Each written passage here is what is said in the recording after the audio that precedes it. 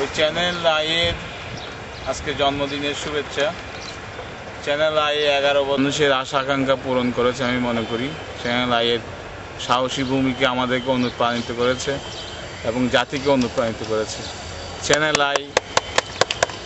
Channel I গণতন্ত্রের সংগ্রামে গণতন্ত্র যাতে সুসংহত হয়, দেশের যাতে উন্নতি হয় সেই ব্যাপারে অবদান রাখবে। চ্যানেল আইকে আবারও শুভেচ্ছা।